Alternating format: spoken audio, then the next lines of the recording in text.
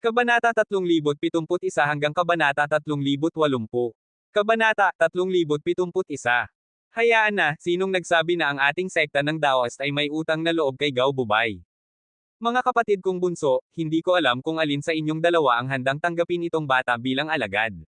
Tanong ng may puting buhok na matandang lalaki sa gitna ng nakangiti. Ang dahilan kung bakit niya tinatanggap si Yehan bilang alagad ay hindi lamang dahil sa mga matataas na nilalang, kundi pati na rin ang kanyang pisikal na katangian.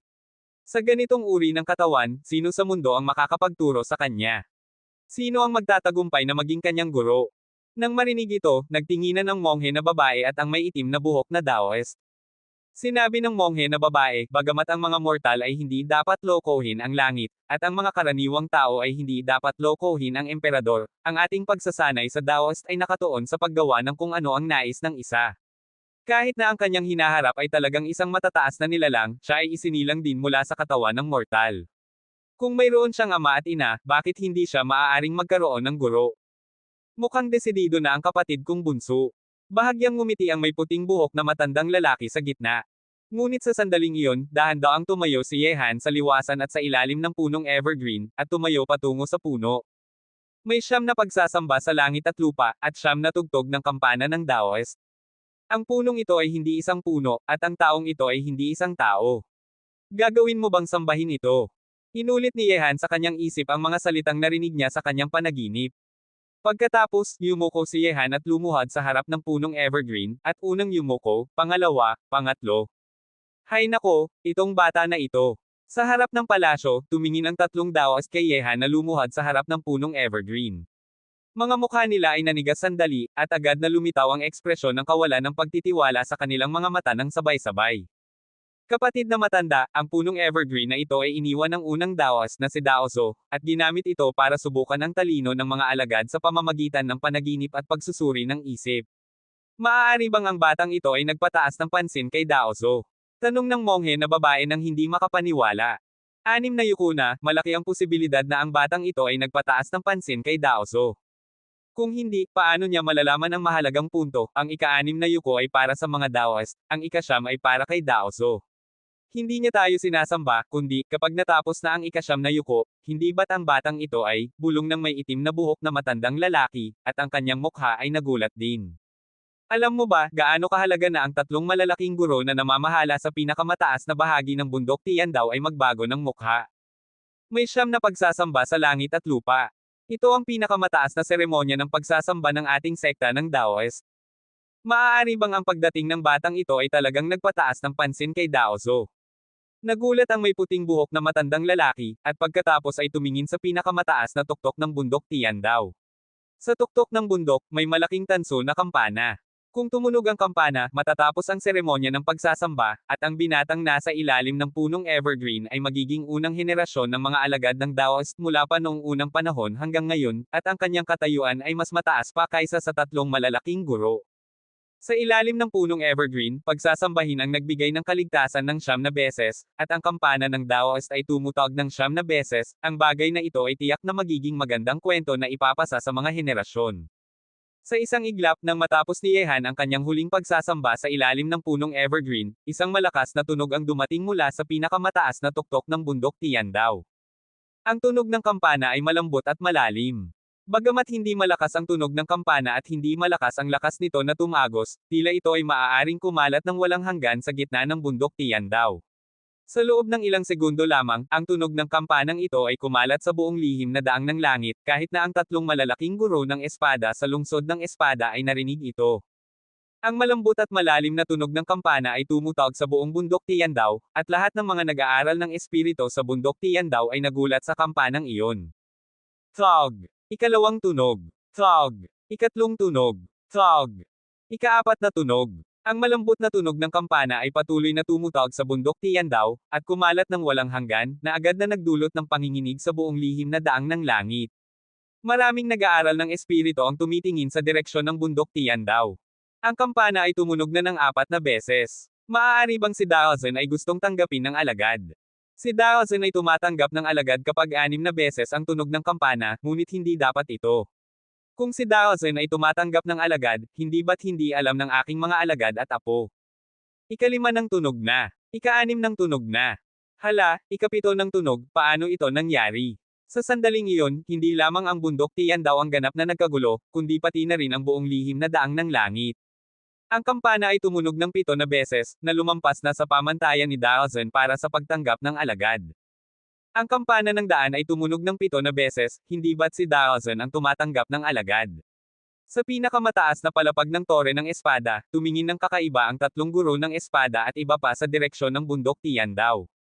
Gao Bubay, ipinadala mo si Yehan sa bundok Tiandaw dahil mayroon kayong kasunduan sa 3 guro ng Daoist. Ano ang nangyari sa 7 na tunog ng kampana ngayon? May kaugnayan ba ito kay Yehan? Tanong ni Wuswang Jansen at iba pa kay Unbeaten Swordmaster. Kabanata 3072. Nang marinig ito, isang maliwanag na liwanag ang tumago sa mga mata ng mabigat na Unbeaten Swordmaster, at dahan-daang nagsalita siya, mukhang lumampas na ito sa aking inaasahan. Siguradong ang batang iyon ay nagpataas ng pansin kay Daozo, hindi ba? Anak ng Dao. Nagulat ang mga mukha ni Wuswang Jansen at iba pa. Thog. Ika-11 tunog. Ito na lamang ang huling tunog, at sa buong bundok Tiandaw, ang mga nag-aaral ng espiritu na nagbibigay diin sa pagsasanay ng isip ay halos hindi na makapigil sa galit na panginginig ng kanilang mga puso. Ang kampana ng Daoist ay tumunog ng 8 beses, at ngayon ay may isang posibleng hula lamang sila. Ang kampana ng daan ay tumutog ng 6 na beses kapag si Daozen ay tumatanggap ng alagad at inihahayag sa mundo. Ngunit kung lumampas ito sa 6 na beses, umabot sa 7 o kahit na sa 8 beses, tanging ang paggising ni Daozo at pagtanggap ng alagad na nagkakasundo sa mundo ang maaari nitong ibig sabihin. Ang kampana ay tumunog ng 8 beses. Mukhang makikita ng nagpapatakbo ng baka ngayon ang pagsilang ng isang malaking tao. Ang mukha ng nagpapatakbo ng baka ay tapat, at tiningnan niya ang pangunahing tuktok ng bundok Tiandaw. Thog! Nang tumunog ang ika-9 na kampana, ang buong grupo ng mga nag-aaral ng espiritu sa bundok Tiandaw ay agad na pinigilan ang pagkagulat sa kanilang mga puso, at isa-isa silang lumuhod, maligayang pagdating, guru. Sa sandaling iyon, sa Wonyujay ng bundok Tiandaw, ang nagpapatakbo ng baka ay lumuhod din sa ilalim ng mga nagulat na tingin ni Lin Chi at iba pa, kahit na ang kanyang matandang baka ay lumuhod din. Ang sekta ng Daoist ay dalisay at walang laman, maligayang pagdating, guro. Sa isang iglap, ang mga salitang, maligayang pagdating, lolo guro, ay umalangaw-ngaw sa buong pintuan ng Daoist. Ang banal na lugar na ito para sa mga nag-aaral ng espiritu sa mundo ay puno ng hindi kapani-pani, walang kagalang-galang at seryosong kapaligiran. 9 na pagsasamba sa langit at lupa, at 9 na tunog ng kampana ng Daoist. 9 na pagsasamba sa langit at lupa, at 9 na tunog ng kampana ng Daoist. Sa ilalim ng punong evergreen, ang binata ay lumuhod at hindi tumayo hanggang sa matapos ang 9 na malambot na tunog ng kampana. Ngunit sa sandaling iyon, isang maayos na tinig ang umalangaw-ngaw sa buong bundok Tiandaw, maligayang pagdating, lolo guro. Ang isip ni Yehan ay malinaw, ang kanyang mga ideya ay malawak, at tiningnan niya ang punong evergreen sa harap niya. Sa sandaling iyon, naramdaman niya ang isang hindi nakikita na seremonya ng koronasyon, kagalang-galang, seryoso, at sinaunang. Ang buong bundok Tiandaw ay nababalutan ng ganitong uri ng hangin, at lahat ng mga alagad ay lumuhod para sa sumamba. Ito ang banal na lugar para sa mga nag-aaral ng espiritu sa mundo, at ngayon, mayroon na rin siyang pwesto. Lahat ay tadhana. Hindi inakala ni Yehan na ang pagpunta niya sa bundok Tiandaw ay hindi lamang nagpataas ng kanyang antas hanggang sa pinakamataas na antas ng immortalidad sa isang iglap, kundi nagbigay din sa kanya ng napakagandang kapalaran. Si Daozo ay ang amang Daoist ng mundo, alam niya ang tadhana, nakakuha ng daan, at nagpahusay ng relihiyon ng Daoist sa libu-libong taon. Ang ganitong uri ng tao ay isang alamat sa mga alamat. Hindi inakala ni Yehan na makakapag-aral siya sa ilalim ng ganitong alamat sa kanyang paglalakbay sa pintuan ng Daoist. Kung hindi mawawala ang langit, ako ay si Yehan, at ang walang hanggang asul na langit ay ang aking iginagalang. Malalim na huminga si Yehan. Kailangan niyang kumuha ng lakas para mabuhay, at ang lakas na kanyang kinuha ngayon ay nagpababa ng presyon sa kanyang katawan. Kapag siya ay lumabas sa lungsod ng tadhana, basta lamang siyang mabuhay sa pagsubok na iyon, ilan sa mundo ang makakapigil sa daan ni Yehan patungo sa langit. Siyempre, bagamat dumating si Yehan dito sa pamamagitan ng pagkuha ng lakas, ang maalamat na Daozo ay handang tumulong sa kanya sa kritikal na sandaling ito. Ang tadhana at pagtingin na ito ay sapat na para bayaran ni Yehan. Ang kampana ng Daoist ay tumunog ng 9 na beses, at talagang gumising ang Daozo ng bundok Tiandaw. Itong lalaking ito, napakagandang kapalaran. Nakatayo si Ziyi sa gilid ng kahoy na gusali. Bahagyang iniayos niya ang kanyang ulo at tiningnan ang pinakamataas na bahagi ng bundok Tiandaw. Isang ngiti ang dahan-daang lumitaw sa gilid ng kanyang bibig. Alam niya ang layunin ni Yehan sa pagpunta sa pintuan ng Daoist, at mukhang may magandang ani siya. Sa kasalukuyang mga sekta ng Daoist, sino pa ang karapat-dapat na gumising ang matataas na Daozo at tumanggap ng alagad? Maliban kay Yehan, walang iba pang karapat-dapat. Nang marinig ito, ang karaniwang tahimik at kalmadong mga mata ni Changka Buddha Girl ay may hindi matatagong pagkagulat. Ang batang lalaking iyon ay pumasok sa bundok Tiandaw at naging alagad ni Daozo. Talaga bang ang amo? Nagtinginan sina Lin Chi at Shaben, at isang nag-aapoy na tingin ang tumago sa kanilang mga mata. Bagamat ang dalawang lalaking ito ay mayabang, kinakailangan nilang aminin na ito ay napakagandang kapalaran, protektado ni Daozo. Sa hinaharap, ilan ang makakapidyaw sa pagtaas ni Yehan? Ilan ang makakapidyaw sa Tianlong na matapang na tumayo sa mundo? Ang aking batang guro ay may biyaya ng langit, hindi ko maabot ang ganitong bagay sa buhay ko. Tumayo ang nagpapatakbo ng baka mula sa lupa at same time na yumuko sa langit. Sa sandaling iyon, sa liwasan, ang tatlong Daoist na parang Diyos ay dumating sa gitna ng ulap at hamog, at sa huli ay humawak sa likod ni Yehan. Ang may puting buhok na matandang Daoist sa gitna ay masayang tumawa, mga kapatid, hindi natin aakalang makikita natin ang ganitong araw. Ang batang ito ay naging aming batang tiyuhin. Pagkatapos, ang tatlong Daoist na iginagalang na parang Diyos ng lahat ng monghe sa mundo ay bahagyang yumuko kay Yehan. Si Yehan ay naging alagad ni Daozo na, at ang kanyang katayuan ay unang henerasyon ng alagad ng Daoist, habang ang tatlong Daoist ay pangalawang henerasyon, ang kanilang mga guro ay tanging unang henerasyon lamang ng mga alagad, kaya natural na tatawagan nila si Yehan na, batang tiyuhin. Kabanata 3073. Nang marinig ito, lumingon si Yehan at tiningnan ang tatlong mala-immortal na figure sa harap niya, mga taong kayang gumugulo sa gitnang kaharian ng Diyos sa pamamagitan lamang ng pagsipa. At nagsalita siya, huwag kayong maging magalang, mga iginagalang na tatlo. Ito ang dahilan kung bakit pinili ko ang pintuan ng Daoist. Sinwert akong hindi tinanggihan ni Daozo. Kung may mali man akong nagawa, sana'y parusahan ninyo ang inyong mga alagad at apo, hahayaan kong parusahan si Yehan. Batang tiyuhin, hindi po kami nagdaranas ng lakas, hindi po. Magkakasamang ngumiti ng mapait ang tatlo at umiling. Wala namang problema kung sisihin nila ang kanilang mga alagad at apo, ngunit si Yehan ay nasa henerasyon ng kanilang guro, paano nila magagawang labagin ang mga tuntunin. Dati ay sinusubukan pa ng tatlong Daoist na alamin kung sino ang magtuturo kay Yehan, ngunit hindi nila inaasahan na si Daozo na ang siyang unang nagustuhan sa kanya, ginawa itong kanilang batang tiyuhin. Batang tiyuhin, ang Daozo ay nagpadala na ng 9 na tunog ng kampana. Naghahanda kami na ihayag ito sa mundo para malaman ng milyon-milyong monghe sa buong daan ang kaganapan sa aming pintuan ng Daoist. Gusto ninyo bang gawin namin ito? Tanong ng nakangiti ang may puting buhok na matandang Daoist. Nang marinig ito, lumingon si Yehan at binigyan ng sulyap ang punong evergreen. At ngumiti siya, mahal ng matandang tao ang katahimikan, at ganoon din ako. Huwag na nating pansinin ang ganitong walang kwentang pangalan. Mula ngayon, mananatili akong miyembro ng sekta ng Daoist sa aking puso, bakit kailangang gumawa ng malaking usapan tungkol dito? Isasagawa namin ang utos ng aming batang tiyuhin. Bahagyang yumuko ang tatlong malalaking guro. Bababa na ako sa bundok. Ang lugar kung saan nakasakay ang baka ay mas angkop sa akin. Pagkatapos niyang sabihin iyon, lumakad si Yehan at lumipad patungo sa langit. Agad na lumipad ang isang tagak at hinayaan si Yehan na sumakay para baba ng bundok. Hehe. Mukhang ang batang tiyuhin na ito ay hindi rin naiipit sa mga formalidad.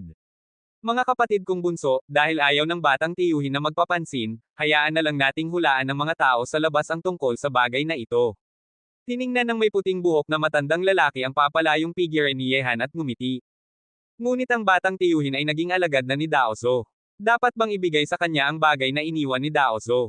Tanong ng may itim na buhok na matandang lalaki. Nang marinig ito, nagsalita ang may puting buhok na matandang lalaki, dahil ang batang tiyuhin ay pumunta na sa Wonyujai, hayaan na nating si Iren ang magdala nito. Sa kasalukuyan, ang 9 na tunog ng kampana ng bundok Tiandaw ay kumalat na sa buong lihim na daang ng langit, at malapit na ring kumalat sa buong mundo. Sino mang nakarinig ng 9 na tunog ay alam kung ano ang nangyari sa pintuan ng Daoist. Sa ngayon, ang mga tao ay naghihintay pa na ipaalam ng bundok Tiandaw sa labas, titingnan nila kung sino ang sinwert na makakuha ng ganitong biyaya. Ngunit hanggat hindi inihahayag ng sekta ng Daoist na si Yehan iyon, walang makakaalam nito sa ngayon. Sa ganitong paraan, makakakuha rin si Yehan ng katahimikan. Sa bundok Tiandaw, Wonyujai, sa loob ng 9 na araw, ang nagpapatakbo ng baka ay matiyagang tumatanggap kay Lin Chi at iba pa, naghihintay na bumalik si Yehan mula sa pangunahing tuktok. Alam niya na malapit na ring bumalik ang kanyang batang guro. Sa dapit hapon, isang hiyaw ng baka ang kumalat sa buong lambak, na nakakuha ng pansin ng lahat sa kahoy na gusali. Inilalagay ng nagpapatakbo ng baka ang tasa ng tsaa at nagsalita, narito na ang batang guro. Sa oras na iyon, sa pasukan ng lambak, dumating si Yehan na nakasakay sa tagak. Agad na lumuhad ang matandang baka nang makita siya. Ang baka ay hindi isang hayop na may kapangyarihan, at hindi rin ito mula sa pamilya ng mga halimaw. Ngayon ay naging alagad na si Yehan ni Daoso, siya ang taong may pinakamataas na antas ng kadugo sa buong sekta ng Daoist maliban kay Daoso. Maligayang pagdating, batang guro ng nagpapatakbo ng baka. Alam ng nagpapatakbo ng baka ang kahalagahan ng paggalang sa guro. Kumuha siya ng isang piraso ng insenso at lumabas sa pasukan ng lambak para tanggapin si Yehan ng personal. Bumaba si Yehan mula sa tagak at ngumiti, nagpapatakbo ng baka, hindi ako sanay sa ganitong ugali mo ngayon. Tawagan mo akong kapatid, ikaw at ako ay magkapareho lang ng antas. Hindi po ako nagdaranas ng lakas, batang guro. Ang inyong mga salita ay magpapasira sa akin. Umiiling ang nagpapatakbo ng baka na parang isang latang may butas. Nang makita ito, hindi pinilit ni Yehan ang lalaking iyon. Magkasama silang pumasok sa kahoy na bahay, at agad na kinuha ng nagpapatakbo ng baka ang tsaa na itinatago niya sa maraming taon, tsaang nakuha niya matapos maglakbay sa mga tanyag na bundok at ilog sa maraming taon. Sa kanyang sariling mga salita, kahit na ang tatlong malalaking guro ay dumating, makakakuha lamang sila ng kaunting bahagi ng sang ito. Ngunit ang kampana ng Daoist ay tumunog ng 9 na beses, at tumanggap ng alagad si Daoso, at ngayon ay kumakalat din ito sa buong gitnang kaharian ng Diyos, na nakasentro sa lihim na daang ng langit. Sa iyong paglalakbay sa bundok Tiandaw, mukhang inakala na nang nagbigay ng biyaya ang lahat. Ngunit malamang na hindi nila inaasahan ang ganitong resulta. Tiningnan ni Changka Buddha Girl na may matalinong mga mata si Yehan na bumalik sa Wonyujai, parang gustong siyang tingnan hanggang sa kanyang kaluluwa. Tumanggap ng alagad si Daoso, at ang 9 na tunog ng kampana ay kumalat sa mundo, ang bagay na ito ay sapat na para gamulo sa buong daan. Nagsalita si Yehan, sino ang makakapidyaw sa lahat ng bagay sa mundo? Ang mahusay na santo ay may talino na makakakita ng libu-libong mundo. Inilapat ni Changka Buddha ang kanyang mga kamay at nagsalita, talagang humanga ako sa inyo, nagbigay ng biyaya. Gusto ninyong pumunta sa bundok ng libu-libong Buddha? Oo, syempre. Sagot ni Yehan, ang bundok ng libu-libong Buddha at bundok Tiandaw ay mga banal na lugar ng relihiyon sa mundo, sino ang ayaw pumunta doon? Bukod pa rito, siguradong kukunin ni Yehan ang bagay na nasa santo. Tanong ni Lin Chi, Amo, kailan tayo aalis papunta sa bundok ng libu-libong Buddha? Bagamat nanatili si Lin Chi sa Akademya ng Budismo, hindi pa siya nakapunta sa bundok ng libu-libong Buddha. Nang marinig ito, nag-isip muna si Yehan at nagsalita, bumalik muna tayo sa lungsod ng espada para paalam sa mga guro ng espada, pagkatapos ay aalis tayo papunta sa kaharian ng banal na Buddha. Kabanata 3074. Kailangang muling makita ni Yehan si Unbeaten Swordmaster at iba pa. Ang pagpunta niya sa bundok Tiandaw ngayong beses ay ang pagkakataong ibinigay sa kanya ni Unbeaten Swordmaster. Kung walang ibinigay na pagkakataon si Unbeaten Swordmaster, malamang na hindi makapunta si Yehan sa bundok Tiandaw, hindi pa man lang niya maiisip na maging alagad ni Daoso. Mamamatay agad na aalis ang batang guro. Tanong ng may pagtataka ang nagpapatakbo ng baka. Nagsalita si Yehan, lumipas na ang kalahating taon, at malapit nang buksan ang lungsod ng tadhana. Bago iyon, kailangan kong tapusin ang mga bagay na kailangan kong gawin. Kailangan kong pumunta sa bundok ng libu-libong Buddha. Kung ikaw ang nagpapatakbo ng baka, pakisabi na lang sa tatlong guro. Sagot ng nagpapatakbo ng baka, dahil may mahalagang bagay na gagawin ang batang guro, tiyak kong ipapaalam sa tatlong guro. Ang ating pagsasanay sa Daoist ay tungkol sa paggawa ng kung ano ang nais natin, hindi natin pipilitin ang batang guro na manatili sa bundok. Ay, narito na ang batang kapatid na babae. Parang may pandinig ang hangin ang nagpapatakbo ng baka, unang niyang nalalaman kung sino ang pupunta sa kanyang Wonyujai. Sa ibabaw ng langit, dahan-daang bumababa ang isang tagak, at agad na pumasok sa kahoy na gusali ang walang emosyong ex-Yehan. Ngayon, kahit na nagbago na ang katayuan ni Yehan at naging pinakamataas na antas sa sekta ng Daoist maliban kay Daoso, walang kagalakan pa rin sa mukha ng babaeng ito. Nakikita ni ex-Yehan ang batang guro. Yumuko at gumalang si ex-Yehan, tiningnan si Yehan ng walang emosyon. Bagamat walang pagbabago sa kanyang mukha, ang pagkagulat sa kanyang puso ay hindi pa rin nawawala. Matapos niyang dalhin si Yehan sa bundok Tiandao, hindi inaasahan na naging alagad ito ni Daozo, ang kanyang antas ay mas mataas ng maraming beses kaysa sa kanya. Siyempre, iginagalang din ni Exiren ito sa kanyang puso. Walang sino man sa buong bundok Tiandao ang nakakuha ng pansin ni Daozo, ngunit agad na nagpataas ng pansin si Yehan at naging alagad nito. Ito ay sapat na patunay na mas mahusay siya kaysa kay Exiren at sa nagpapatakbo ng baka. Huwag na nating sundin ang mga batas ng daigdig mula ngayon. Maaari mong tawagan ako sa aking pangalan kapag nasa labas tayo. Iwinagayway ni Yehan ang kanyang kamay, hindi niya pinapansin ang tawag na iyon, basta't siya ay alagad ni Daozo. Nang marinig ito, agad na nagsalita ang nagpapatakbo ng baka, batang guro, hindi maaaring alisin ang mga batas ng kagalang-galangan. Nang marinig ito, agad na nagtatalo ng mga mata si Yehan. Parang hindi ito isang matigas na tao, mabuti siyang kausap at walang formalidad, ngunit bakit hindi siya makapagbago ng isip tungkol sa bagay na ito? Batang guro, ipinadala ng 3 guro na ibigay sa inyo ang 3 bagay na ito.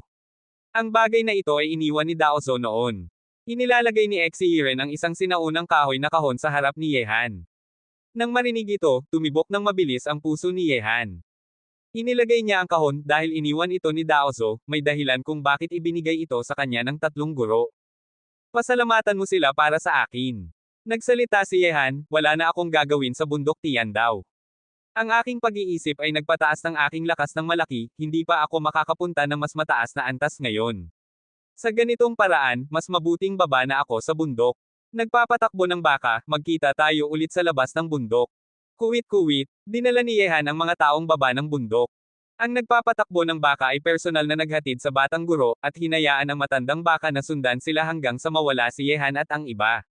Pagkatapos, sumakay ang nagpapatakbo ng baka sa matandang baka at bumalik sa Won Yujai, ay, umalis na ang batang guro, at hindi rin madalas na pumupunta ang batang kapatid na babae. Kapatid na matanda, mabuti na lang na huwag na siyang pumunta. Lao Huang, tayo na lang ang natira sa Won Yujai. Ang batang tiyuhin ay umalis ng may tapang. Mas mabuti na ang bata, naiisip ko kung gaano ako kasaya noong gumamit ako ng kahoy na espada para labanan ang buong mundo. Sa pangunahing tuktok ng bundok Tiandao, ang 3 Daoist ay nasa gitna ng ulap at hamog, tiningnan ang mundo sa harap nila at nag-iisip. Kapatid na matanda, umalis na ang batang tiyuhin, may utos ba si Daozo? Tanong ng monghe na babae sa may puting buhok na matandang Daoist. Hayaan siyang umalis. Nagsalita ang may puting buhok na matandang lalaki ng may ngiti, 3 salita lamang.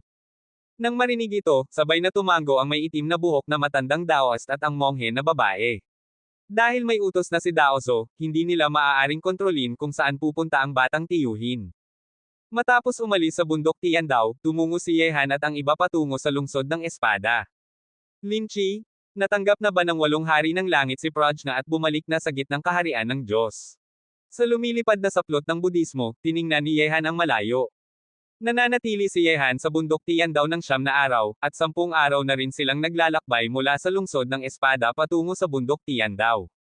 Kung walang problema, dinala na ng 8 hari ng langit si Zug Prajna sa gitnang kaharian ng Diyos. Nang marinig ito, nagsalita si Linchi, Amo, natanggap na ng 8 hari ng langit si Zug Prajna.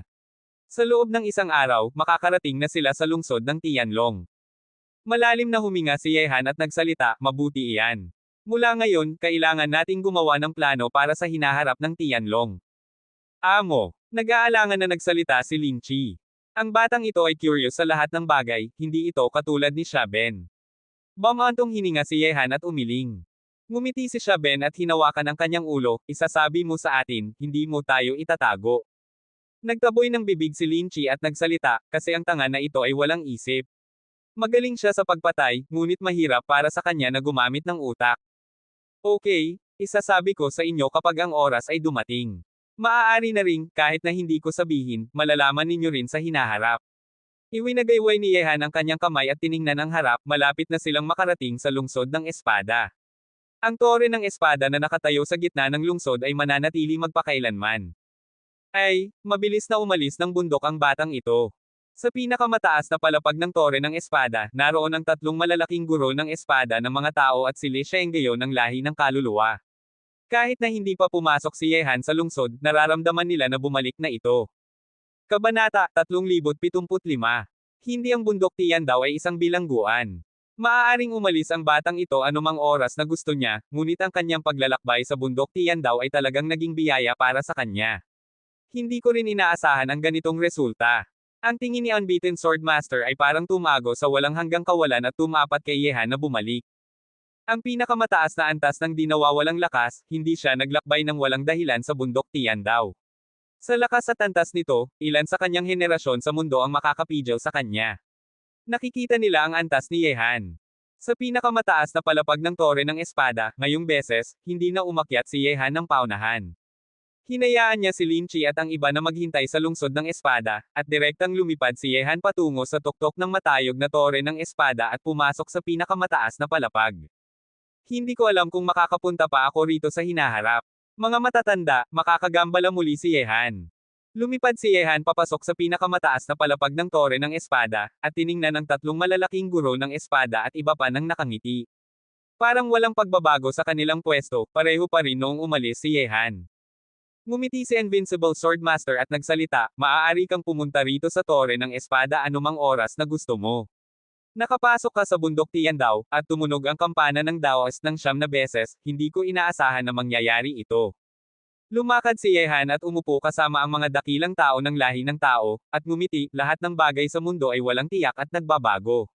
Maaaring binigyan ako ng biyaya ng langit at binigyan ako ng pagkakataon. Kung makakabtupo ka sa sitwasyon, walang sinuman sa mundo ang makakapidyaw sa iyong daan patungo sa langit. Sabi ni Unbeaten Swordmaster, dahil handang tanggapin ka ni Daozo bilang alagad, mayroon kang karapatang unang makabtupo sa sitwasyon. Ngunit kung gusto mong manatiling ligtas, kailangan mong magpatuloy na magsumikap. Ang lungsod ng tadhana ay kung saan ka magsusumikap, lahat ay depende sa kung mayroon kang mas malaking biyaya. Seryosong nagsalita si Yehan, itatago ko ang mga salita ng matanda. Ang aking biyaya ngayon ay dahil sa inyo na nagtayo ng tulay para sa akin. Alam ko na hindi mo ito ginawa lamang para sa akin, ginawa mo ito para sa buong lahi ng tao. Ito ay isang matuwid na gawain. Iginagalang ko ito, at babayaran ko ito sa hinaharap. Tumango ng may kagalakan sina Unbeaten Swordmaster at iba pa. Kung si Yehan ay may pambihirang talino ngunit walang puso, paano nila ibibigay ang lahat para sa isang tao? Dahil alam nila si Yehan, ibinigay nila ang lahat ng lakas nila. Hindi lamang nila tinutulungan si Yehan, lumilikha rin sila ng daan para mabuhay ang lahi ng tao. Siyempre, kailangan din ni Yehan na mabuhay sa bagyo. Kaya ang lahat ng ito ay isang pusta pa lamang ngayon. Nagsalita si Wuswang Johnson, batang ito, ang buong lihim na daang ng langit ay nagkagulo dahil sa iyo. Lahat ay hinihinala kung sino ang Sinwert na pinili ni Daozo. Ngunit hindi inihayag ng bundok Tiandaw sa mundo na naging alagad ka ni Daozo. Maliban sa bundok Tiandaw, tayo lang na mga matatanda ang nakakaalam nito ngayon. Ngunit kung gusto mong itago ito, malamang na hindi ito magtatagal. Nang marinig ito, nagsalita rin si Invincible Swordmaster, si Daozo ay isang walang kapantay na tao na katulad ng emperador ng langit ng lahi ng tao, hari ng demonyo ng lahi ng demonyo, matapang na santo ng lahi ng hayop, at emperador ng Diyos ng lahi ng Diyos. Ang kanyang pagtanggap ng alagad ay isang malaking kaganapan na gumugulo sa mundo. Magkakaroon ng kuryosidad ang gitnang kaharian ng Diyos, at ang apat na lahi ng kontinente ng Diyos at demonyo ay gustong malaman kung sino ang pinili ni Daozo. Kaya maaari mo lang itong itago ng ilang sandali. Nagsalita si Invincible Johnson, ang pagtanggap ni Daozo ng alagad ay talagang isang malaking kaganapan na gumugulo sa mundo, ngunit okay lang na itago ito muna. Ikaw ang pinakamahusay na henyo ng lahi ng tao, nagpapaselos ka na sa lahat ng lahi. Kung malalaman ng mga taong may masamang layunin na ikaw ang alagad ni Daozo, lalo silang magiging hindi tahimik at gagawin ang lahat para alisin ka. Tumango si Yehan. Ito rin ang dahilan kung bakit ayaw niyang ihandog ng 3 guro sa mundo. Kung itatago ito muna, makakakuha si Yehan ng katahimikan. Kapag kumalat na ang balita, tiyak na muling titignan ng buong kontinente ng Diyos at demonyo ang kanya. Itago ito hanggang sa makaya, kahit na makatapos lang siya ng mga bagay na kailangan niyang gawin. Batang Ye, mabilis kang umalis ng bundok Tiandaw. Saan ka pupunta next, banal na lungsod ng Tianlong? Tanong ni Li Shengyo ng lahi ng kaluluwa. Hindi. Plano kong pumunta sa bundok ng libu-libong Buddha. Sagot ni Yehan, ang bundok ng libu-libong Buddha at bundok Tiandaw ay tinatawag na dalawang malaking relihiyon sa mundo. May dahilan ako kung bakit kailangan kong pumunta doon. Babalik ako sa banal na lungsod ng Tianlong pagkatapos ng aking paglalakbay sa bundok ng libu-libong Buddha. Ang kaharian ng banal na Buddha. Bahagyang kumitil ang mga mata ni Unbeaten Johnson at nagsalita, hindi ako nagustuhan ang mga tao na nagsasalita ng awa araw-araw. Ngunit kung pupunta ka sa bundok ng libu-libong Buddha at kaharian ng banal na Buddha, mabuti na lang na makipagkaibigan ka sa kanila. Bukod pa rito, hindi ba nila ipinadala ang banal na babae ng Budismo sa iyong tabi ng walang palem? Hehe, magandang pagkakataon na unang makakuha ng biyaya, batang ito. Sabi ni Wuswang Johnson nang kumikislap ang mga mata. Sa aking palagay, mas mabilis na gawin na lang itong tapos. Hindi ko pakikialaman kung sumasang-ayon siya o hindi. Maliban na lang kung ang mga matandang tao ng Budismo ay hindi kilala ka, kailangan nilang tanggapin ang resulta. Mas diretso na nagsalita si Invincible Swordmaster. Tumango rin ng may pagsang-ayon sina Li Shengyo, Double Sword King Li Cheng, Tai Arrow King, Prisoner Sword Master Guihai Liantian at iba pa, at seryosong nagsalita, magandang paraan, ito, diretso lang. Nang marinig ito, agad na nawala ng salita si Yehan at medyo nagulat sa kanyang puso. Ang mga taong ito ba ay pa rin ang mga dakilang pinuno ng lahi ng tao? Bakit lahat sila ay matatanda na ngunit may maling isip? Ang mga salita ng tatlong malalaking guro ng espada, Li Shengyo at iba pa ay nagpalago ng pag-unawa ni Yehan sa kanila, ang mga dakilang pinuno ng lahi ng tao. Mga matatanda, sa palagay ko ay iwasan na natin ang mga paraang ito. Sabi ni Yehan nang kumikislap ang gilid ng kanyang bibig. Nang marinig ito, nagtatalo ng mga mata si Wuswang Johnson at nagsalita, magandang paraan ito, isipin mo ng maayos, batang ito. Bukod pa rito, talagang maganda ang banal na babae. Kung ako na si Gu Wuswang ay kasing edad mo, hindi mo ako papalitan. Agad na may itim na linya sa noo ni Yehan. Kung narito ngayon si Chanka Buddha Girl at narinig ang mga salitang ito, malamang nalabagin ng banal na babae na hindi nagbabago ng mukha sa anumang bagay ang kanyang utos na huwag pumatay. Okay, bagamat ang lalaki ay may mga bagay na gagawin at hindi gagawin, hindi ito kahihiyan. At kahit na ito ay kahihiyan, mayroon ka bang ibang pagpipilian sa iyong kasalukuyang sitwasyon? Seryosong nagsalita si Unbeaten Johnson at binigyan ng babala si Yehan. Bukod pa rito, ang mga matandang tao sa bundok ng libu-libong Buddha ay maaaring may layunin na makipagkaibigan sa iyo. Nagsalita si Wuswang Johnson, ang bundok ng libu-libong Buddha at bundok Tiandaw ay parehong malalaking relihiyon, ngunit kung pag-uusapan ang lihim ng daan, mas mahusay ang bundok ng libu-libong Buddha. Ang Wangshengpon sa bundok ng libu-libong Buddha ay sinasabing nakakakita ng lihim ng daan.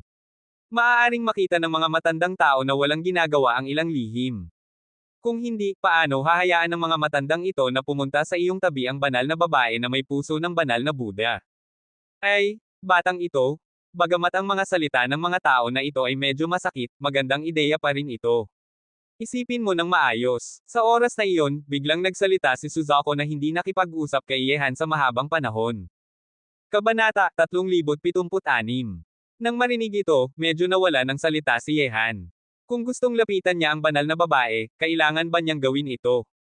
Bukod pa rito, ang puso ng banal na babae ay matigas na parang bato, sobrang hirap na paikutin siya sa mundo ng mga tao. Kahit na talagang gustong ni Yehan ito, ang kanyang gusto ay ang kanyang puso, hindi ang katawan na may layunin o walang layunin. Siyempre, ano man ang mangyari, ang mga salita ng mga dakilang pinuno ng lahi ng tao na nag-uudyok kay Yehan ay nag-iwan ng maliit na apoy sa kanyang puso. Sino ang makakapagsabi ng malinaw tungkol sa hinaharap? Ay, ito na ba, darating na. Sa oras na iyon, habang hinihikayat ng mga dakilang pinuno ng lahi ng tao si Yehan, biglang lumitaw sa mundo ng lungsod ng espada ang isang malakas na presyon na parang nagpapahirap sa mga tao, nagpaiyak sina tatlong malalaking guro ng espada at iba pa na tumingin sa malalim na ulap na gumagalaw. Ano ang nangyayari? Kakaiba ang mga mata ni Yehan, at tumingin din siya sa labas sa langit na medyo madilim. Sa sandaling iyon, unti-unting lumalabas ang isang malakas na presyon sa ibabaw ng lungsod ng espada. Ang presyon ay napakalakas na parang nagpapahirap sa paghinga. Ang mga ulap ay gumagalaw at gumugulo, at ang langit ay naging medyo madilim. Ang kakaibang tanawin na ito ay agad na nakakuha ng pansin ng lahat ng nag-aaral ng espirito sa lungsod ng espada, lahat sila ay tumingin pataas sa langit. Hindi lamang ang lungsod ng espada, ang buong lihim na daang ng langit, at kahit na ang buong gitnang kaharian ng Diyos ay nararanasan ang pagbabago na ito ngayon. Ang pagbabago na ito ay nagpataas ng pansin ng maraming malalakas na tao. Ang tanawin na ito ay parang ang lungsod ng tadhana na bagong dumating sa gitnang kaharian ng Diyos. Sa bundok Tiandaw, nakatayo ang tatlong malalaking Daoist sa ibabaw ng ulap, nararamdaman ang pagbabago sa hangin sa pagitan ng langit at lupa. Narinig na nagsalita ang may puting buhok na matandang lalaki ng dahan-dahan, buksan na ang lungsod ng tadhana. Nagsalita ang may itim na buhok na matandang lalaki, pagkatapos ng kalahating taon, buksan na ngayon ang lungsod ng tadhana. Sa susunod, hindi ko alam kung ilang batang monghe sa mundo ang papasok sa mahiwagang lugar na maaaring baguhin ang tadhana. Ang apat na malalaking lahi sa silangan, timog, kanluran, hilaga, at teritoryo ng gitnang Diyos ay may higit sa 10 milyong batang monghe na mas bata sa 100 taon. Kapag pumasok sila sa lungsod ng tadhana, sinumang maging sinwert ay may pagkakataon. Mga kapatid na matanda, ano ang gagawin ng ating sekta ng Daoist ngayong beses? Tanong ng monghe na babae habang tiningnan ang may puting buhok na matandang lalaki at may itim na buhok na matandang lalaki. Nang marinig ito, nagsalita ang may puting buhok na matandang lalaki, dahil hindi lahat ay maaaring maging sinwert, bakit natin hayaan ang maraming tao na makipagkompetensya para sa pagkakataong iyon? Hayaan na lang nating pumunta sina Chenyi, Chingshu, at Yiren na pumasok sa lungsod ng tadhana. Mabuti iyan. Ang maraming pumasok ay hindi naman siguradong maganda ang epekto, magpapataas lang ito ng dami ng namamatay. Nagsalita ang may itim na buhok na matandang lalaki, bukod pa rito, ang ating sekta ng Daoist at ang batang tiyuhin ay papasok din sa lungsod ng tadhana. Sa kanya, kasama sina Chenyi at iba pa, sapat na para harapin ang mga hindi inaasahang pangyayari. Si Chenyi ay ang kapatid na matanda na binanggit ng nagpapatakbo ng baka, isang malakas na tao na nabuhay ng halos 200 taon, at isang henyo na kapareho ng panahon ni Shu Chaoj at iba pa. 100 taon na siya, angkop na pumasok sa lungsod ng tadhana. Sa lungsod ng espada, kakaiba ang tingin ng tatlong malalaking guro ng espada, lahat sila ay tumayo at tumingin sa kawalan, at sumunod si Yehan na tumayo. Batang ito, mukhang hindi ka muna makakapunta sa bundok ng libu-libong Buddha. Bumalik ka na lang sa banal na lungsod ng Tianlong, buksan na ang lungsod ng tadhana. Bulong ni Unbeaten Swordmaster. Buksan na ang lungsod ng tadhana. May liwanag na tumago sa mga mata ni Yehan. Pagkatapos ng kalahating taon, buksan na ngayon ang lungsod ng tadhana. Sa susunod, ang mga batang henyo mula sa buong kontinente ng Diyos at demonyo ay papasok doon isa-isa. Ang pagdating ng presyong ito ay nangangahulugang gumalaw na ang gulong ng tadhana. Sa susunod, ang lahat ng lahi na handa na ay papapasok ang kanilang batang henerasyon doon. Batang ito, bagamat alam nating hindi mo gustong lahi ng tao ngayon, sana'y ituring mo pa rin na ang pinakamahalaga ay ang malaking larawan. Pumasok ka doon at magtulungan kasama ang lahi ng tao. Seryosong tiningnan ni Unbeaten Swordmaster at iba pa si Yehan. Nang marinig ito, nagsalita si Yehan, mga matatanda, huwag kayong mag-alala. Alam ni Yehan ang tama at mali. Kapag pumasok ako sa lungsod ng tadhana, makakasama ako ng lahi ng tao. Nagsalita si Wushuang Johnson, mabuti iyan. Kailangan mong malaman na hindi ang lahi ng tao ang talagang hindi ka kayang tanggapin, kundi ang mga taong nagkokontrol sa iyo. Tumango ng tahimik si Yehan. Nagsalita si Unbeaten Swordmaster, bumalik ka sa banal na lungsod ng Tianlong. Kailangan ka pa ng mga henyo ng lahi ng tao doon na pamunuan. Tandaan mo, kapag pumasok ka sa lungsod ng tadhana, ang biyaya ay ang susi sa buhay. Ang mas malakas na biyaya, ang mas malalim na pagkakataon. Sa kabilang dako, ang mas mahinang biyaya ay magpapahintulot lamang sa iyo na mamatay. Doon, mararanasan mo ang lahat ng pangit na bagay sa mundo. Kailangan mong manatiling tapat sa iyong puso. Siyempre, ang pinakamahalaga ay ang mabuhay. Nagsalita si Yehan, itatago ni Yehan ang mga turo ng mga matatanda. Ngayong buksan na ang lungsod ng tadhana, kapag pumasok na ang mga henyo mula sa kontinente ng Diyos at demonyo, gaano katagal tayo mananatili doon bago tayo makalabas? Nag-isip si Wushuang Swordmaster, depende sa kakayahan ng mga papasok. Kapag ang biyaya ng isang tao ay umabot sa pinakamataas na antas at hawakan ang gulong ng tadhana, bubukas muli ang pintuan ng lungsod ng tadhana. Maaari itong maging kalahating taon, 1 taon, o kahit na mas mahaba. Pagkatapos niyang sabihin iyon, umalis si Yehan sa tore ng espada. Nandoon pa rin si Lin Chi at ang iba na naghihintay sa kanya sa lungsod ng espada. Ngayong buksan na ang lungsod ng tadhana, hindi na matutuloy ang pagpunta ni Yehan sa bundok ng libu-libong Buddha. Buksan na ang lungsod ng tadhana. Matagal na akong naghihintay para sa sandaling ito. Sa isang tuktok ng bundok sa lungsod ng espada, nagulat sina Lin Chi at iba pa sa kakaibang ingay sa pagitan ng langit at lupa, at tumakbo palabas para tingnan. May malakas na kagalakan sa magagandang mata ni Lin Chi, ngunit mayroon din namang hindi maipaliwanag na emosyon sa kanyang kagalakan. Parang isang uri ng inaasahan, at parang may halo ring pag-iwan. Buksan na ang lungsod ng tadhana. Oras na para bumalik si Zenjie sa kaharian ng banal na Buddha. Inilapat ni Chanjie Buddha ang kanyang mga kamay, at tahimik ang kanyang mukha. Kakaunti lang ang mga bagay sa mundo na makakapagpatibay sa kanya, isang banal na babae ng Budismo. Kahit na ang buksan ng lungsod ng tadhana na inaasahan ng lahat ng bayani sa mundo, tahimik pa rin siya. May inaasahan sa mga mata ni Linchi. Narinig ng lahat sa mundo ang mga himala sa lungsod ng tadhana. Gusto niyang pumasok doon at tingnan. Ang pinakamahalaga ay papasok din si Yehan. Kabanata 3077. Linchi, maghanda ka na para umalis at bumalik sa banal na lungsod ng Tianlong. Nakita ni Yehan si Linchi at ang iba, bumaba mula sa langit at tumapak sa tuktok ng bundok. Tiningnan niya si Chanji Buddha at nagsalita, banal na babae, hindi muna tayo makakapunta sa bundok ng libu-libong Buddha. Kapag may pagkakataon ulit, bibisita si Yehan. Kung ganito, paalam na si Chanka. Mga nagbigay ng biyaya, kita tayo sa lungsod ng tadhana. Pagkatapos niyang sabihin iyon, umalis diretso si Chanji Buddha sa lumilipad na saplot ng Budismo. Mukhang hindi siya sasama kay Yehan at ang iba na pumasok sa lungsod ng tadhana ng magkasama. Nang makita ang banal na babae na umalis, hindi maiiwasan ni Yehan na isipin ang pagsusumikap ni na Unbeaten Johnson at iba pa kanina. Pagkatapos, ngumiti ng mapait siya at umiling, pero na, bumalik na tayo sa banal na lungsod ng Tianlong. Sa tingin ko, ang babaeng si Kang Tian Burial ay hindi na makapaghintay na pumasok sa lungsod ng tadhana. Nang isipin si Kang Tian Burial, napapahanga rin si Yehan sa kanya. Ang babaeng ito ay nakasandal sa malaking puno ng lahi ng Kang, protektado ng emperador ng langit, at may pambihirang talino. Ang kanyang daan ay mas madali kaysa kay Yehan. Walang lumilipad na saplot ng Budismo, hindi mabilis na nakabalik si Yehan at ang iba sa banal na lungsod ng Tianlong. Ngunit buti na lang na narito si Zi na napakalakas, lahat ay naging mas madali. Amo, ang 8 hari ng langit at si Zog Prajna ay makakarating sa banal na lungsod ng Tianlong sa pinakamabuting kalagayan bukas. Hihintayin ba natin sila? Hintayin natin. Walang sino man sa atin ang maaaring iwanan. Kapag pumasok tayo sa lungsod ng tadhana, ang tanging maaari nating asahan ay ang ating sariling mga tao. Sa lupain ng Zhongzhou, ang masiglang at mainit na kapaligiran ay kumakalat sa lahat ng direksyon. Ang mga henyo ng lahat ng lahi na nasa lupain ng Zhongzhou ay naghahanda na pumasok sa lungsod ng tadhana. Lahi ng tao, lahi ng hayop, lahi ng demonyo, at lahi ng Diyos, ang mga henyo na nagtitipon sa likod ng bawat lahi ay hindi maipaliwanag. Bukod pa rito, ang mga henyo mula sa 36 na lalawigan at 12 lihim na lugar ng teritoryo ng Gitnang Diyos ay tumitingin din sa lungsod ng tadhana.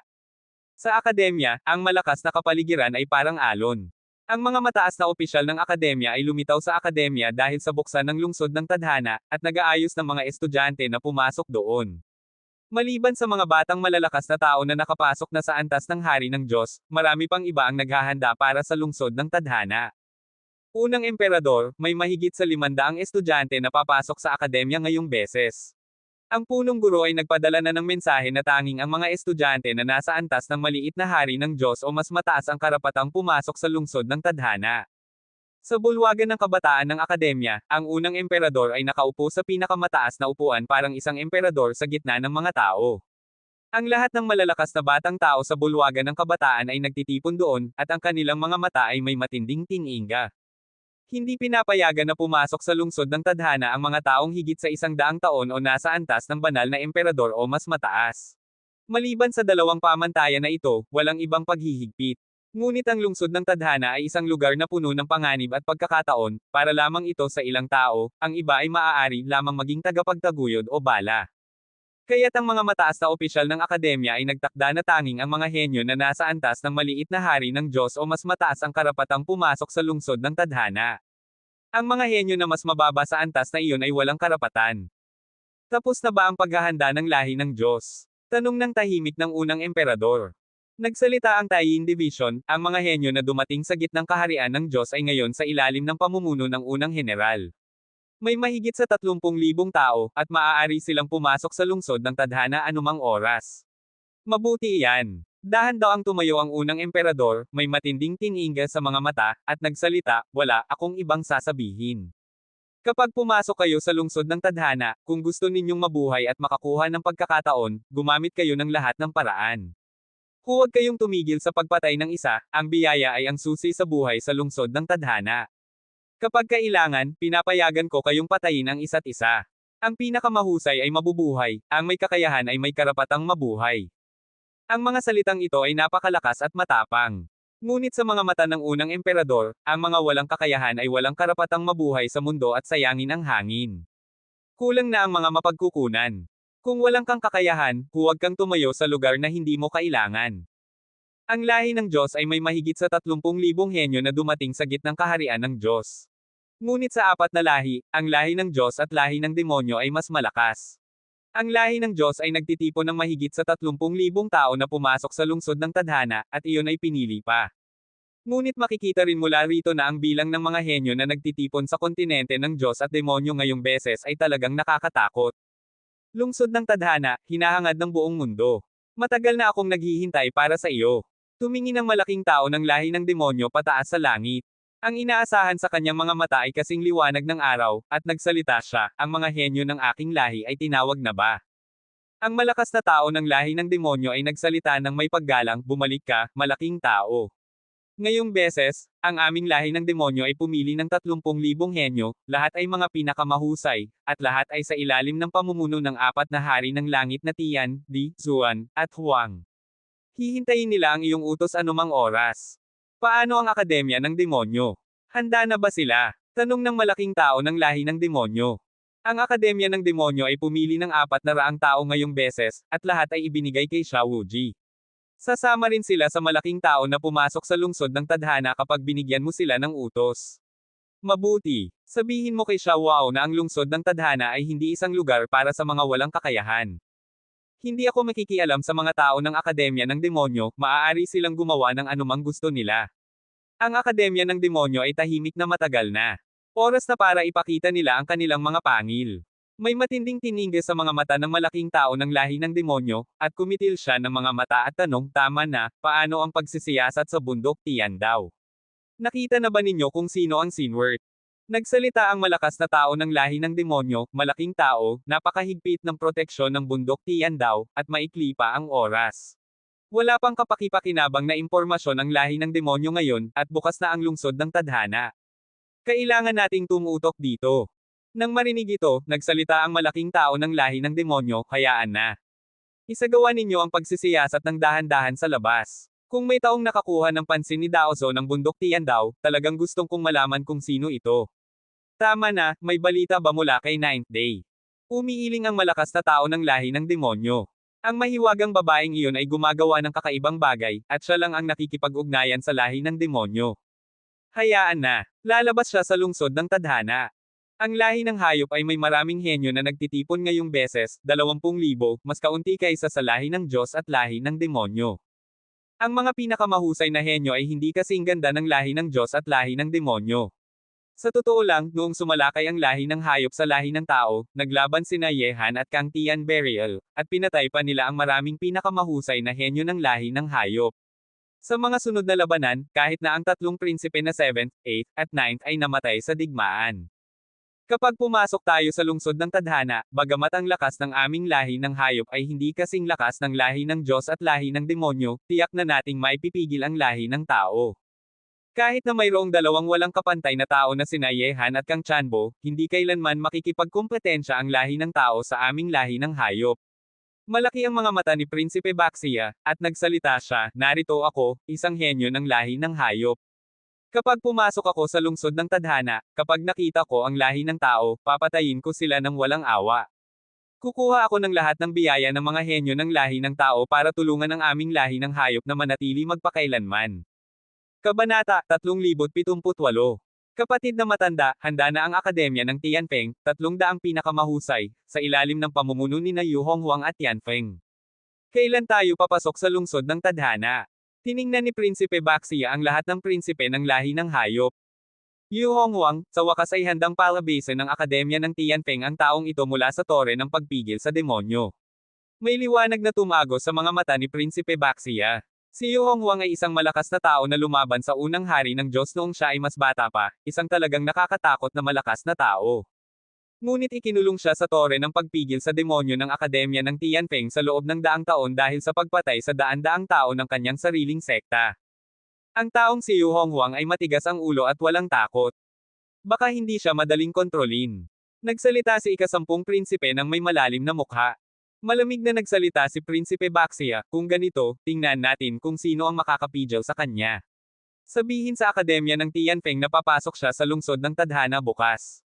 Sa banal na lungsod ng Tianlong, si Kang Tianzan ay nagkokontrol ng lahat. Ang 10 henerasyon ng henyo ng lahi ng Kang at si Li Zhengdao at iba pa ay tumatawag sa mga henyo ng lahi ng tao na dumating sa gitnang kaharian ng Diyos. Ang buong mundo ay nagtitipon sa banal na lungsod ng Tianlong, hindi mahirap na tipunin ang mga henyo ng lahi ng tao. Kang Jinglo, tapos na ba ang paghahanda ng lahat ng henyo ng lahi ng tao? Hindi nandoon si Yehan, at walang sino man ang may opinyon na si Kang Tianzan ay nakaupo sa pinakamataas na upuan. Tiningnan niya ang 10 emperador ng lahi ng Kang at si Li Zhengdao at iba pa at tanong. Nagsalita si Kang Jinglo, Panginoon, halos lahat ng henyo ng lahi ng tao sa teritoryo ng gitnang Diyos ay nagtitipon sa banal na lungsod ng Tianlong. May 8,000 tao, ngunit ang antas ng kanilang lakas ay napakababa, hindi sila makakapantay sa 3 ibang lahi. Ang ating lahi ng tao ay nakaranas ng maraming digmaan, kasama ang mga digmaang pagsalakay at mga digmaang panloob. Pagkatapos ng maraming digmaan, maraming henyo ang nawala. Siyempre, hindi tayo kasing ganda ng 3 ibang lahi. Mahinahong nagsalita si Li Zhengdao, ngunit kahit na hindi tayo kasing ganda ng 3 ibang lahi, ang mga taong ito ay ang pundasyon natin para pumasok sa lungsod ng tadhana. Tanging sa kanila tayo makakakuha ng malaking biyaya. Tumayo si Kang Tianzan mula sa pinakamataas na upuan at naglakad-lakad, ang biyaya ay ang susi sa buhay sa lungsod ng tadhana. Ang biyaya ng ating lahi ng tao ay mas mababa kaysa sa ibang lahi. Kaya't gawin ninyo ang inyong makakaya. Alam kong walang ganitong bagay na ganap na kontrabida o ganap na gentleman sa mundo, ngunit sanay sa ilalim ng ating pamumuno, susubukan ng lahi ng tao na pigilan ang isa't isa. Ang tinatawag na katapatan ay dahil lamang sa hindi sapat ang halaga ng pagtataksil. Kapag ang halaga ay lumampas sa katapatan, walang sino man ang pipili ng katapatan. Ang lungsod ng tadhana ay puno ng tukso at dumi. Ito ay isang pagsubok at isang pagkakataon. Paano kayo pipili noong oras na iyon ay depende sa inyo. Dahan daw ang tiningnan ni Kang Tianzan ang lahat ng pinakamahusay na henyo ng lahi ng tao sa harap niya. Kapag pumasok sa lungsod ng tadhana, maaari mong sabihin na tanging ang isang matibay na puso ang makakapagpatupad ng mga bagay. Ngunit kapag pumasok ka na doon, walang sino man ang maaari mong pagkatiwalaan, dahil ang taong kasama mo noong nakaraang segundo ay maaaring saksakin ka sa likod sa susunod na segundo. Doon, may tukso sa lahat ng dako, maging ang tukso na iyon ay maaaring magpapatay ng magkapatid o mag-ama. Sa aking mga mata ni Yehan, ang tinatawag na katapatan ay hindi dahil lamang sa hindi sapat ang halaga ng pagtataksil, kundi dahil hindi ka sapat na mabuti. Kapag talagang nagtaksil ka, tiyak na hindi ito tungkol sa kung sapat ba ang halaga. Sa oras na iyon, isang malakas na boses ang pumasok mula sa labas. Nang marinig ito, may liwanag na tumago sa mga mata ni Kang Tianzan, at tiningnan ni Li Zhengdao at iba pa ang direksyon nito. Kapatid na ikatlo, sa wakas ay bumalik na ang taong ito.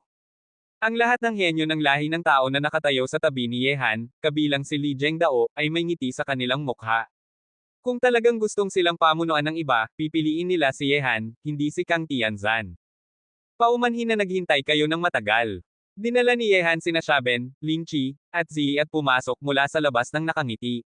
Sa kasalukuyan, sa silid na ito, lahat ng pinakamahusay na henyo ng lahi ng tao ay nagtitipon.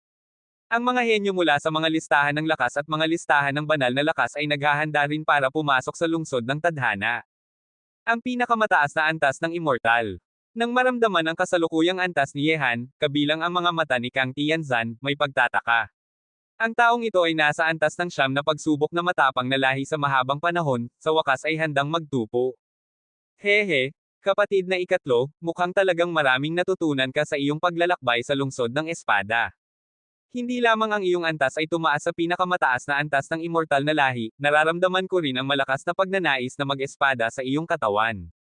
Mayroon ka bang mataas na antas ng pagnanais na mag-espada? Nag-aaral ng espada si Li Zhengdao, tanging espada lang ang kanyang pinag-aaralan. Ang malakas na pagnanais na mag-espada na lumalabas mula sa katawan ni Yehan ay hindi maaaring malakto sa pagtingin ni Li Zhengdao, isang henyo ng espada. Ngumiti si Yehan, kapatid na matanda, talagang magandang lugar ang lungsod ng espada. Subukan mo rin kapag may pagkakataon. Yehan, narinig kong may malaking kaganapan na nangyari sa lihim na daang ng langit. Tumanggap ng alagad ang daoso ng bundok Tiandao, at tumunog ang kampana ng siyam na antas. Pumunta ka sa lihim na daang ng langit, alam mo ba ang tungkol dito? Kumitil si Kang Tianzan ng mga mata at tiningnan si Yehan. Noong naglaban sina Yehan at Prinsipe Baxia, nakikita pa rin ni Kang Tianzan ang lalim ng katawan ni Yehan. Ngunit ngayong bumalik si Yehan mula sa lihim na daang ng langit, hindi na makita ni Kang Tianzan ang lakas ni Yehan, parang isang itim na bituka na hindi maunawaan. Nang marinig ito, ngumiti si Yehan, may malaking kaganapan na nangyari sa lihim na daang ng langit, alam ko iyon, Kang Tianzan. Bukod pa rito, buksan na ang lungsod ng tadhana. Handa ka na ba? Parang ayaw mong pag-usapan ang iyong paglalakbay sa lihim na daang ng langit. Ang mga mata ni Kang Tianzan na nakikislap ay parang isang sipit, at agad na nagsalita siya, syempre, tapos na ang paghahanda ng lahi ng tao. Lahat ay handa na, hinihintay na lang natin ang iyong pagbabalik. Tumango si Yehan at nagsalita, Kang Tianzan, kausapin natin ito. Alam kong mayroon tayong dalawa sa lahi ng tao, gusto mong alisin ako bilang isang malakas na kalaban, at gusto ko rin na alisin ka. Ngunit sa ating paglalakbay sa lungsod ng tadhana, sana'y maaari tayong magtulungan ng may katapatan at lampasan ang mga kahirapan ng magkasama. Hindi lamang para sa atin dalawa, kundi para sa buong lahi ng tao. Nang marinig ito, inilabas ni Kang Tianzan ang kanyang manipis na kamay. Kumitil siya ng mga mata at tiningnan si Yehan, masaya akong makipagtulungan sa iyo. Kabanata 3079. Inilahad ni Yehan ang kanyang malaking kamay para makipagkamay at ngumiti, hindi ito ang unang beses na tayo ay nagtulungan. Alam mo ako, at alam ko rin ikaw. Sa ating paglalakbay sa lungsod ng tadhana, naniniwala akong magiging maganda ang ating pagtutulungan. Tama na, isang bagay pa, mabasa at maganda ang balat ng iyong maliliit na kamay. May lakas ka bang hawakan ito ng matagal? Kumitil si Kang Tianzang ng mga mata at parang ngumingiti, ngunit may malamig na hangin sa kanyang katawan. Nang marinig ang usapan ng dalawa, agad na nagtatalo ng mga mata ang lahat ng pinakamahusay na henyo ng lahi ng tao na naroon. Ang tanging taong nangangahas na asarin si Kang Tianzang ng malakas, at hindi pa nagpapasigaw si Kang Tianzang na gumawa ng aksyon, ay malamang na ang taong ito lamang sa harap nila. Bagamat maganda ang rosas, may tinik ito, kaya't wala akong lakas ng loob. Binitawan ni Yehan ang kamay ni Kang Tianzang, nagkibit balikat at ngumiti. Hindi ko akalain na si Yehan, na sikat sa buong mundo, ay talagang duwag.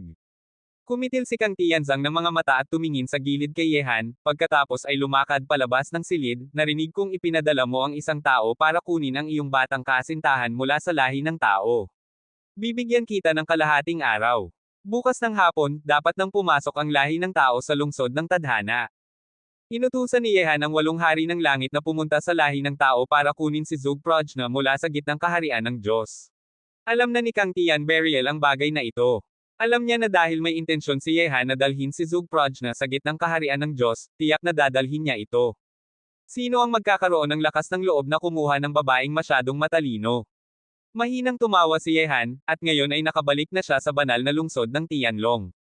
Dahil inayos na ni Kang Tian Beriel ang lahat, ang tanging gagawin ni Yehan ay hintayin ang 8 hari ng langit na dalhin si Zugprojna sa banal na lungsod ng Tianlong, at dalhin din si Leng Shuya mula sa mundo ng Daoist. Siyempre, hindi maaaring mawala si Leng Shuya kapag pumasok sa lungsod ng tadhana. Sa kasalukuyan, ang 4 na lahi ay naghahanda para sa digmaan at para pumasok sa lungsod ng tadhana, ganito rin ang gitnang kaharian ng Diyos. May kabuuan na ng halos 70,000 tao mula sa lahi ng Diyos at lahi ng demonyo na papasok sa lungsod ng tadhana, 20,000 mula sa lahi ng hayop, at 8,000 mula sa lahi ng tao. Ang kabuuang bilang ng mga henyo ng 4 na lahi na papasok sa lungsod ng tadhana ay malapit sa 100,000. Bukod pa rito, hindi ito kabilang ang mga henyo sa 36 na lalawigan at 12 lihim na lugar ng teritoryo ng Diyos. Noong oras na iyon, sa lungsod ng tadhana, tiyak na may higit sa 100,000 henyo na makikipagkompetensya para sa pagkakataon. Ito ay isang malaking at kahangahangang tanawin. Siyempre, ano ang mangyayari kapag pumasok na sa lungsod ng tadhana? Sa ngayon, walang sino man ang nakakaalam, kahit na ang mga matatandang henerasyon na pumasok sa lungsod ng tadhana noong libu-libong taon na ang nakalipas ay hindi nakakapagbunyag. Sa gitna ng paghahandang ito, noong 2 araw, sa lupain ng Zhongzhou, ang mga henyo mula sa buong kontinente ng Diyos at demonyo ay nagtitipon doon, nakikipagkompetensya para sa trono, at lahat ay tumatakbo patungo sa isang direksyon. Ang ilang matatandang tao ay nabuhay ng maraming henerasyon ngunit hindi nakapasok sa lungsod ng tadhana, ang mga taong sinwert na makita ang tanawin na ito ay lahat ay nasasaya. Sa banal na lungsod ng Tianlong, sa sandaling iyon, dumating na ang 8 hari ng langit na may kasamang si Zugprojna. Bagamat walang lakas siyang labanan, ang babaeng kayang kontrolin ang buhay ng libu-libong tao sa pamamagitan ng kanyang mga salita at gawa ay hindi nagbago, ngunit pagkatapos ng kalahating taon na hindi sila nagkita, medyo pumayat siya. Pumayat ka. Nang makita ang babaeng dahan-daang lumalakad na nakapalibot ng ilang hari ng langit, lumapit si Yehan sa kanya ng personal. Mukhang pagod si Zugprajna, tiningnan niya ang lamang sa mukha ng lalaki sa harap niya, may liwanag na tumagos sa kanyang mga mata, at nagsalita, sino ang nagpasya na iwan ako ng ganito kasama? Libo-libong milya ang layo. Hindi nakakapagtaka na nalulungkot ako at pumayat. Nang marinig ito, hinawakan ni Yehan ang mahinhin na kamay ni Zugprajna at seryosong nagsalita, mula ngayon, hindi na kita iiwan na mag-isa sa malayo. Kung nasaan ang Tianlong, nandoon ka rin. Hindi ako nasisiyahan dito. Nagtaboy ng bibig si Zugprajna at nagsalita, ginawa ko lahat para sa iyo sa maraming taon. Bakit hindi ako nandoon kung nasaan ka? Narinig kong naglakbay ka ng mag-isa sa teritoryo ng Diyos. Marami pang ibang babae sa iyong tabi, hindi ka ba nasisiyahan? Nang marinig ito, tiningnan ni Yehan sina Abi Heavenly King at iba pa na naghatid kay Zugprajna sa gitnang kaharian ng Diyos. Ang mga taong ito ay parang hindi nakakita, tiningnan nila ang bubong parang bibilangin nila kung ilan ang tile. Mabigat na bumantong hininga si Yehan at nagsalita, kakaunti lang ang mga babae sa mundo na makakapantay kay Prajna. Mayroon ka, paano pa magiging hindi nasisiyahan ang isang lalaki? Lumakas na ang iyong kakayahang lokohin ang mga babae. Mahinang umungol si Zugprajna at nagsalita, okay, walang akong oras para asikasuhin ang iyong kalokohan. Bago ako dumating, ipinadala sa akin ng lolo na sabihin sa iyo ang isang bagay. Lolo Chincheng. Nagbago ang mga mata ni Yehan. Tumango si Zugprajna at nagsalita, ang lahi ng tao ay ang dating lahi ng tao pa rin.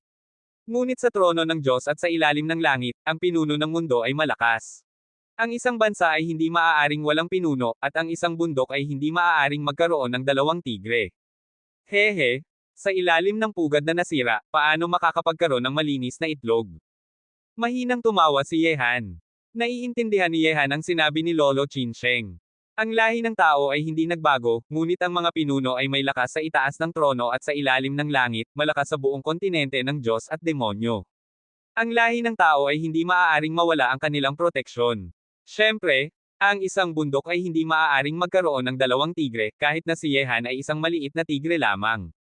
Mayroon pa bang ibang sinabi ang lolo? Malalim na huminga si Yehan at tanong. Nagsalita si Zugprajna, sinabi ng lolo na ang mga henyo ng angkan ni Qin na sumusunod sa iyo ay hindi na kailangang bumalik. Ang lungsod ng tadhana ay ang iyong pagkakataon. Sa hinaharap, inaasahan din ng lolo na magkakaroon ka ng lakas sa itaas ng trono at sa ilalim ng langit. Itaas ng trono, sa ilalim ng langit. Mahinang tumawa si Yehan, katulad ba sila? Hindi. Kung gagawin mo ito, kailangan mong maging isang nilalang na nasa itaas ng langit.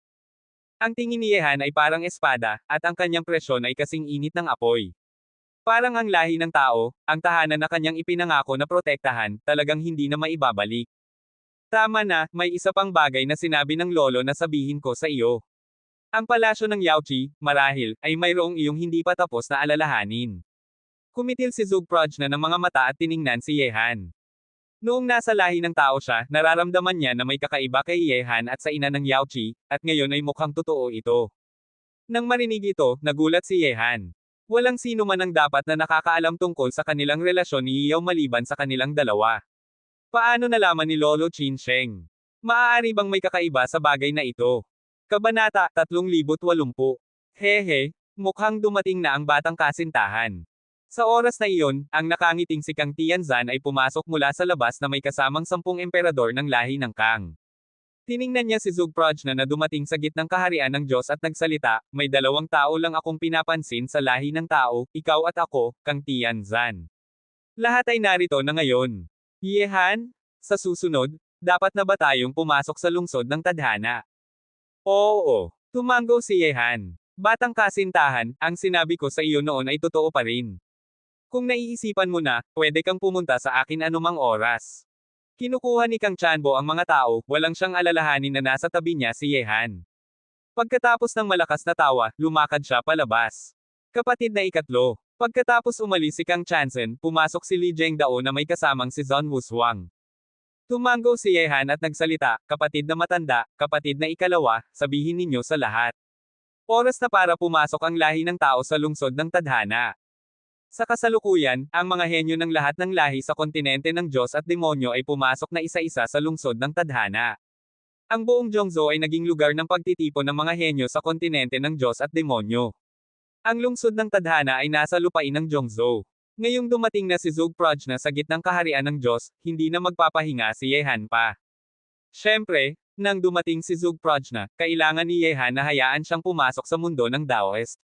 Si Zogprojna ay walang lakas na mag-espiritu, hindi siya makikinabang kung sasama siya kay Yehan na pumasok sa lungsod ng tadhana. Tanging makikita lang niya si Yehan na harapin ang iba't ibang panganib. Pagkatapos, pinayagan ni Yehan si Zogprojna na pumasok sa mundo ng Xuanman, at dinala rin si Leng Shuya mula sa mundo ng Xuanman. Ngunit pagkatapos ng pag-aaral sa mundo ng Xuanman sa panahong ito, ang lakas ni Leng Shuya ay tumaas sa antas ng banal na hari, at ang kanyang hukbong dragon ay ganap ng itinatag. Siyempre, sa pagpasok nila sa lungsod ng tadhana ngayong beses, hindi plano ni Yehan na dalhin ang dalawang kanyang larawan. Ang isa sa kanyang larawan ay naglalakbay pa rin sa iba't ibang lugar ng teritoryo ng Diyos.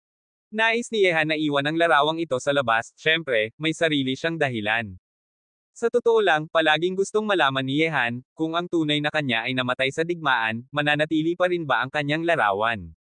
Syempre, imposibleng subukan ni Yehan ang bagay na ito. Kung ang tunay na kanya ay namatay sa digmaan at mananatili pa rin ang kanyang larawan, tiyak na may tatlong buhay si Yehan. Ngunit hindi pa nakakamit ni Yehan ang sagot sa bagay na ito, lahat ay haka-haka lamang niya. Pangalawa, ang gitnang kaharian ng Diyos ay isang lugar na napakaseloso. Kung gusto ni Yehan na manatili doon, kailangan niyang magsumikap. Ito ay isa sa mga ideya ni Yehan. Sa pagpasok nila sa lungsod ng tadhana ngayong beses, inutusan na ni Yehan ang kanyang larawan na hanapin ang mga mapagkakatiwalaang batang tao sa gitnang kaharian ng Diyos para gawing sariling alagad. Ang mga alagad ay hindi kailangang may mataas na talino at pag-unawa, ngunit kailangang mapagkakatiwalaan. Sa kasalukuyan, may dalawang alagad na si Yehan, sina Nan Wenqing at Mo Hailan. Bagamat hindi napakalakas ang puwersa sa likod nila, hindi rin sila napakababa. Ang lungsod ng tadhana ay nasa ibabaw ng kalat na lupain ng Zhongzhou. Noong una, ito ay isang walang hanggang kalat na lupain lamang, kakaunti lang ang mga nag-aaral ng espiritu na pumupunta doon. Ngunit mula nang dumating ang lungsod ng tadhana, naging isa itong lugar na pinakakaraniwang puntahan ng mga bisita. Ngayong buksan na ang lungsod ng tadhana, may napakaraming nag-aaral ng espiritu na nagtitipon sa kalat na lupain. Ang kanilang mga mata ay lahat ay tumitingin sa malaki at mahiwagang lungsod na nakatayo sa kalat na lupain. Sa sandaling iyon, marami pang tao ang tumatakbo patungo sa malaking pintuan na parang umaabot sa langit. Bago iyon, ang malaking pintuan na parang umaabot sa langit ay sarado ng husto, walang sino man ang makakapasok doon. Ngayong buksan na ang malaking pintuan, may presyon na nakakaakit na lumalabas mula sa mahiwagang lungsod na hindi kayang pigilan ng sinuman. Lungsod ng tadhana, hindi ka makakapasok kung ikaw ay higit sa 100 taon, at hindi ka makakapasok kung ikaw ay nasa antas ng banal na emperador o mas mataas. Ito ay ang batas, walang sinuman sa mundo ang makakapagbago nito. Sa langit na ibabaw ng kalat na lupain, may ilang taong hindi naniniwala na tumatakbo patungo sa malaking pintuan na umaabot sa langit. Ngunit sa sandaling malapit na silang pumasok sa malaking pintuan, nawala sila na parang abo, kahit na ang banal na emperador na gustong pumasok ay nawala ng walang bakas. Ang kalat na lupain ay malaki at kakaunti ang tao, ang laki nito ay 1/3 ng buong Zhongzhou. Buksan na ang lungsod ng tadhana, at may napakaraming nag-aaral ng espiritu sa langit na ibabaw ng kalat na lupain. Kabilang dito ang mga nag-aaral ng espiritu na nagtitipon para tingnan ang malaking kaganapan, at ang mga batang malalakas na henyo na gustong pumasok sa lungsod ng tadhana. Siyempre, hindi lahat ay makakapasok sa lungsod ng tadhana. Kung ang ilang nag-aaral ng espiritu na higit sa 100 taon at mas malakas sa banal na hari ay gustong pumasok doon, tiyak na ang tanging resulta na naghihintay sa kanila ay abo. Napakalaking ang tukso ng lungsod ng tadhana. Kahit na ang mga malalaking tao tulad ng emperador ng langit ay gustong pumasok doon, ngunit hindi pa rin sila nangangahas na pumasok ng walang pahintulot. Ipinapakita nito na walang sino man ang makakapagbago ng mga batas para pumasok sa lungsod ng tadhana. Siyempre, sa harap ng tukso ng lungsod ng tadhana, mayroong mga taong may lakas ng loob na subukan, ngunit walang pagkakaiba, ang mga taong ito ay nawala na sa mundo. Bagamat ang lungsod ng tadhana ay hinahangad ng lahat, hindi lahat ay makakapasok doon. Nang makita ang ilang nag-aaral ng espiritu na pumasok ng walang pahintulot sa lungsod ng tadhana at nawala sa huli, maraming nag-aaral ng espiritu sa mundo ang umiling ng tahimik.